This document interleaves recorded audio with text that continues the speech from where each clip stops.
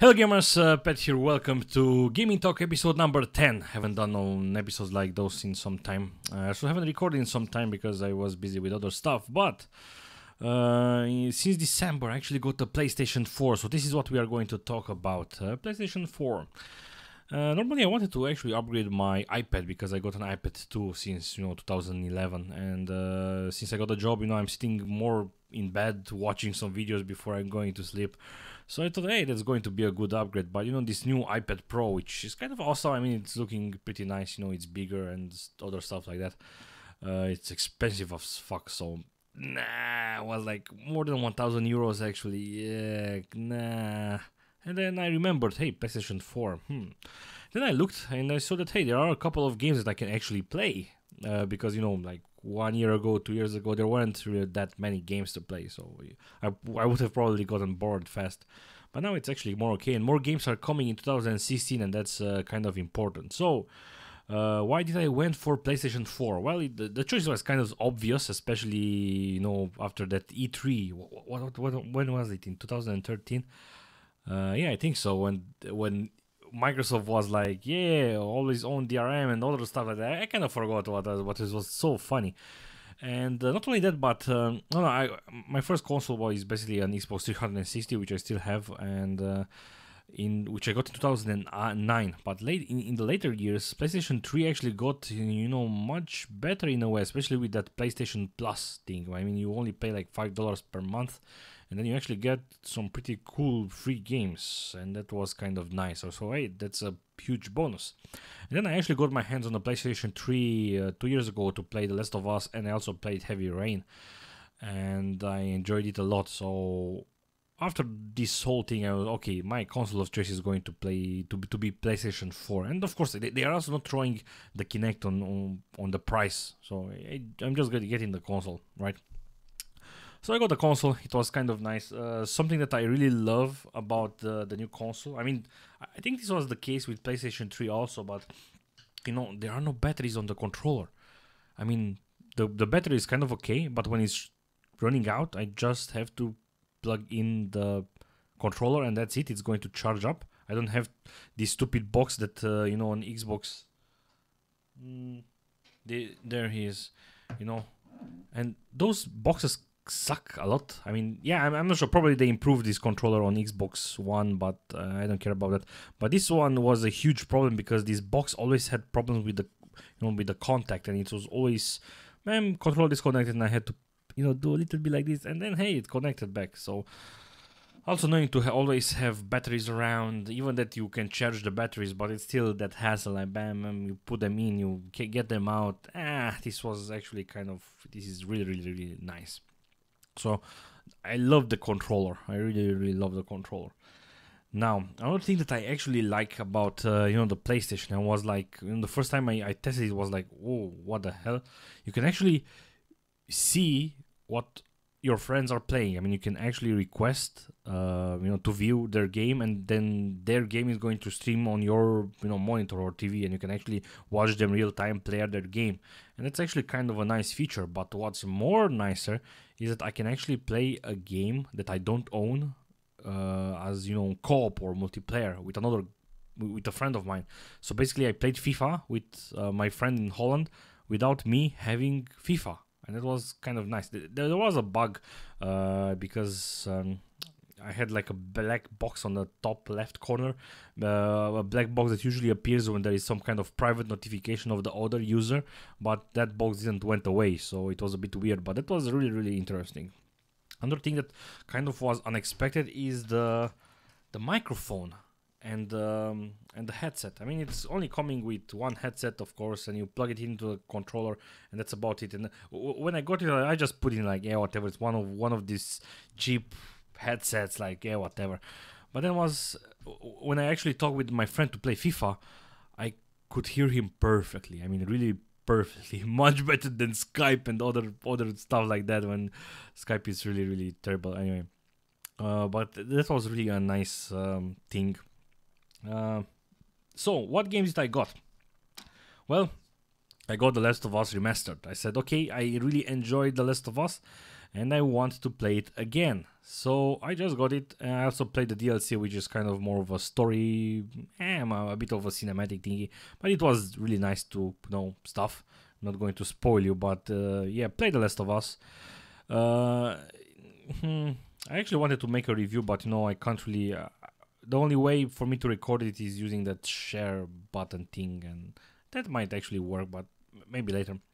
But with The Last of Us, it's actually really giving me this survivor feeling, because you know how he always has his guns on his backpack, and you can actually see him take a gun from his backpack and putting it to his hand. It's not in like the gun is not appearing imaginarily from somewhere, and that's really nice. And the only main problems with the game was the fact that sometimes you are sneaking around, and then Ellie is like just walking around, and the enemy is like right next to Ellie, and it's kind of getting you out of the zone. But in a way, it's understandable because the game does the other thing so well that you get so invested into the story and the mechanics of the whole thing that when you see that thing, it's like, what the hell?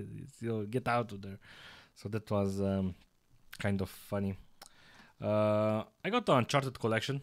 Actually, the Xbox came with this one, and I haven't played it yet. And I plan to play it soon, just in time for Uncharted 4, which is coming out in April. So maybe at the end of March, I will be able to get through them, something like that. Because in March is going to be a weird month, because Far Cry the Primal thing is coming out, and The Division, which seems interesting. But anyway.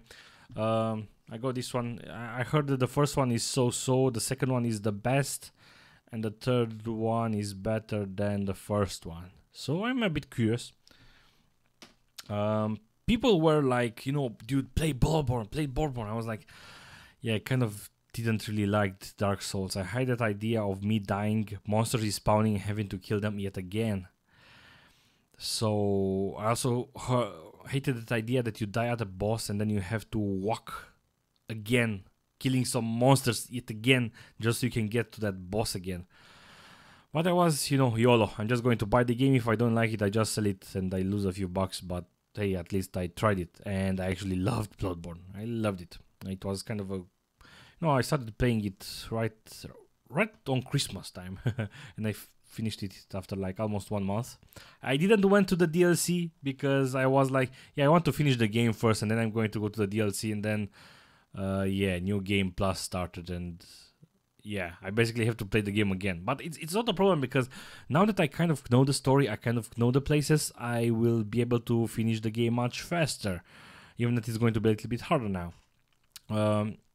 But I don't know, maybe I'm going to do a special video with Bloodborne where I'm going to talk about it, because it does deserve it, and basically it does deserve it, and there are a lot of things to talk about it. But I really enjoyed it. I also got Destiny. I have a friend who plays this one every night, and I played a little bit after I finished after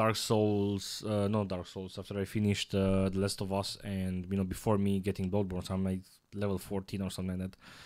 I don't know.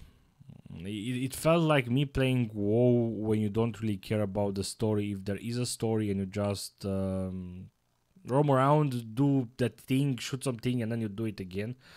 Normally I would play it again, but other cool games are coming out, so I might not have time for this. And also, The Division seems to be kind of similar on some aspects with Destiny, so maybe I'm not going to play it again. I'm not sure. It wasn't that expensive, so I'm not complaining. And then I also got Infamous Second Son. I heard that it's a fun game. I played about 2 or 3 hours of it. Well, not a bit less maybe, because I kind of did. It is basically the game that I'm supposed to be playing right now, because I already started it, and I'm like 4 missions in. I'm already in the city. I climbed the tower, and then I'm right after I climbed the tower. But it's kind of having this old formula where blah blah blah random story stuff, go there. Blah blah random story stuff, go there. I don't know. I kind of have to disconnect a bit and just play the game as a fun game. Just me moving around and not care about the story so much. Even if they somehow try with the story to make it seem interesting, but I don't know. I mean, you are climbing the tower and your aunt or whoever it is, it's calling you like, hey, where are you? Oh yeah, grandmother or whoever she is.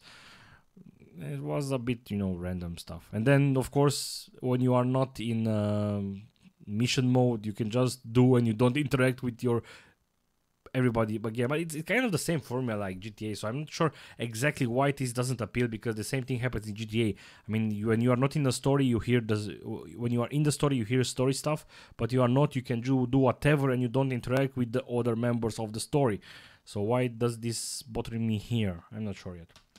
So anyway, these are the games that I basically got so far. I'm planning on getting Until Dawn, because I heard at first I was like, yeah, nah, the rating is not that good. I mean, only 7 on some websites, and then it has some flaws. So maybe I'm going to skip it. But now after getting the core games that I wanted, that next one is going to be Until Dawn, because it seemed kind of interesting concept.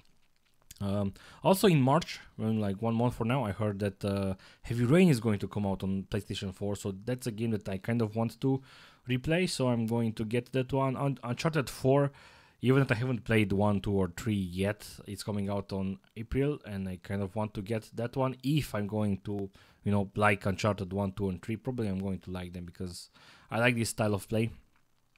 But yeah, so far, I enjoyed my PlayStation, even if I kind of didn't turn it on for the past week, because as I've said, I have to play Infamous, and I was like, and I'm playing basically Darkest Dungeon on PC, and it was kind of a weird week of me don't knowing exactly what to play, because there are other things that came out this last 2 weeks, like Hex TCG PvE mode, which I've been waiting for like almost 3 years, so even that I haven't played that much. So anyway, this was episode 10 of Gaming Talk, with Pat, where we talked a little bit about PlayStation 4. What console are you using?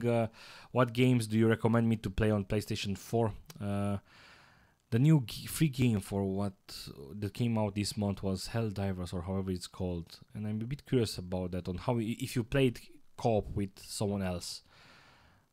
They also made Gauntlet, which I played a little bit with the girlfriend, but yeah. Oh, and also another game that was so cheap but I didn't bought it back then was Rayman Legends. Basically, I have Rayman Legends on Steam, but I have to use my Xbox controller, and now I want to play it on the PlayStation, so I want to buy Rayman Legends again on PlayStation 4. So anyway, thank you guys for watching this. Goodbye.